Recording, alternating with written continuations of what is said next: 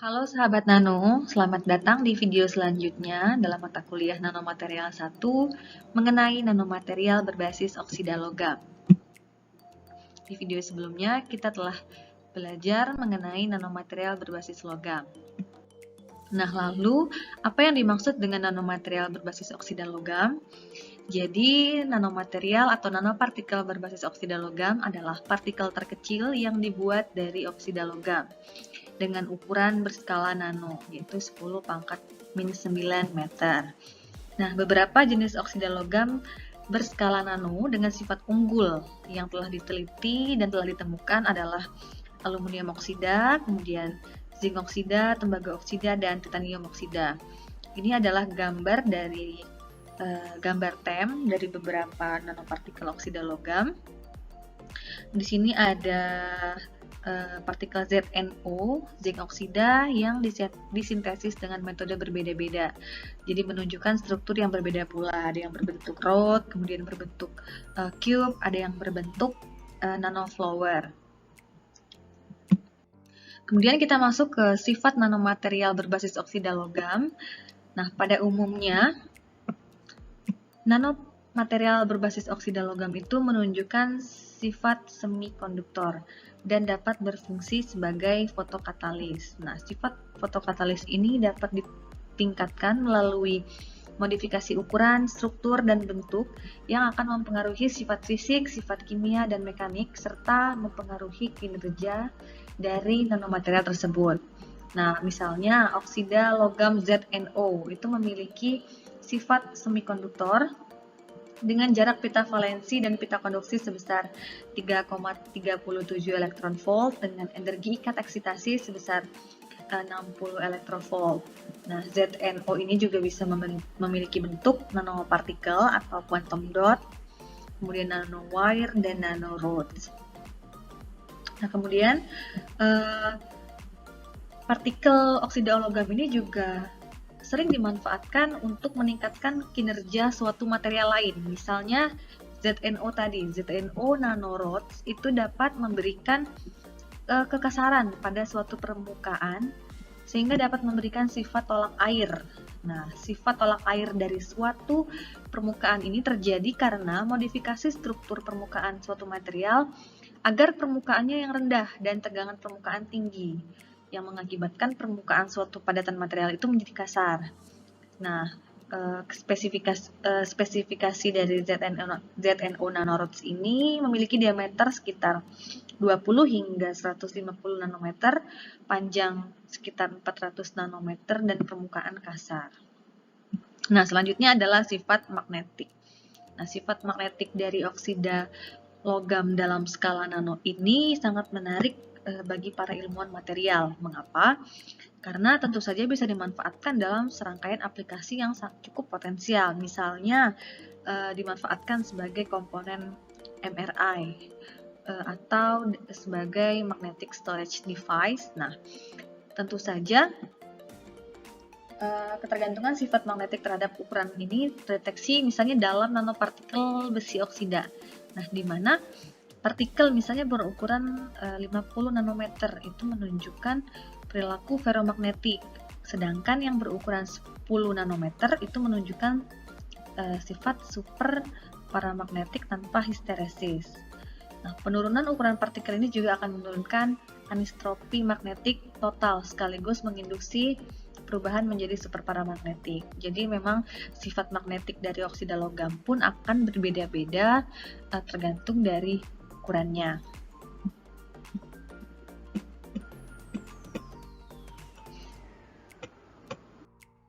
Selanjutnya, aplikasi nanomaterial berbasis oksida logam. Tadi sebenarnya sudah cukup disinggung mengenai aplikasi dari oksida logam ini, tapi mungkin akan kita bahas lebih detail. Yang pertama itu, dia sering dimanfaatkan sebagai sensor gas, kemudian di bidang kosmetik, juga di bidang tekstil. Nah, ini adalah nanomaterial oksida logam yang dimanfaatkan sebagai sensor gas. Nah, mengapa bisa begitu? Nah, jadi kan kita tahu nih bahwa nanomaterial oksida logam ini memiliki lebih banyak situs permukaan yang aktif. Kemudian perbandingan antara luas permukaan terhadap volumenya pun lebih besar, dan luas permukaan spesifik yang tinggi dengan reaktivitas permukaan yang tinggi. Nah, oleh sebab itulah nanologam oksida ini sering digunakan sebagai gas sensing.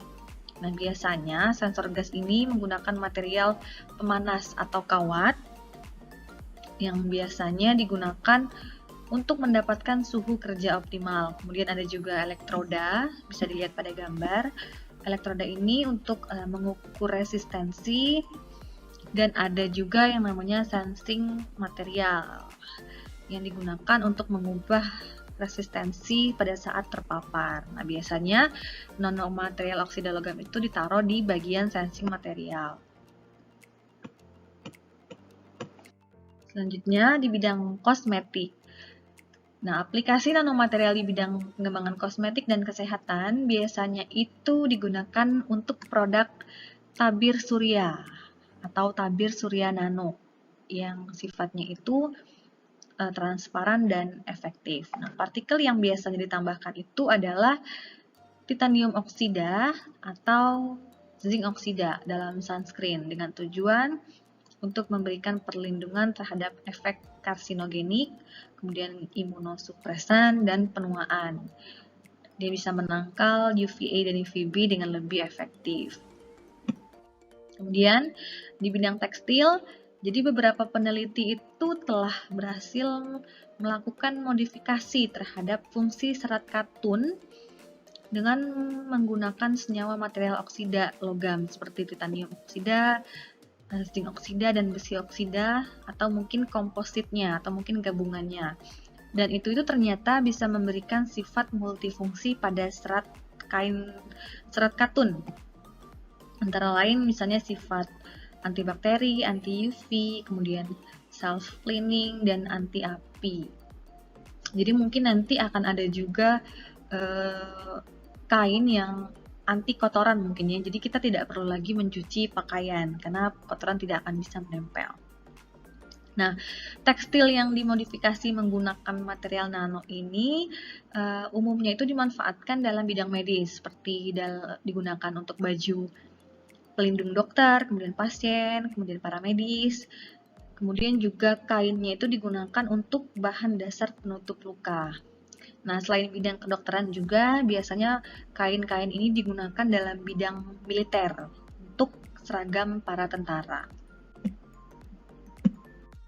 Nah, selanjutnya di bidang lainnya juga telah ditemukan beberapa aplikasi nanomaterial ya, misalnya nanomaterial germania oksida itu digunakan untuk meningkatkan kerja fiber optik dan di bidang optoelektronik lainnya. Kemudian aluminium oksida digunakan sebagai material pendukung untuk proses katalisis yang dilapisi dengan bahan lain. Jadi dikompositkan dengan oksida logam lain. Kemudian untuk zirconium oksida biasanya dimanfaatkan dalam keramik struktural, kemudian sebagai katalis dan juga sebagai sensing gas seperti tadi. Kemudian untuk cerium oksida biasanya digunakan di bidang katalisis juga, kemudian sensing gas juga. Nah, dia juga digunakan di bidang elektrokimia, biomedis, dan kimia material. Dan yang terakhir ada magnesium oksida yang biasanya digunakan sebagai bahan scrubber dalam mengeliminasi gas pencemar udara. Gas pencemar udaranya ini misalnya karbon dioksida, karbon monoksida, nitrogen oksida, dan sulfur oksida. Selain itu juga magnesium oksida ini juga digunakan sebagai katalis dalam sintesis bahan-bahan organik.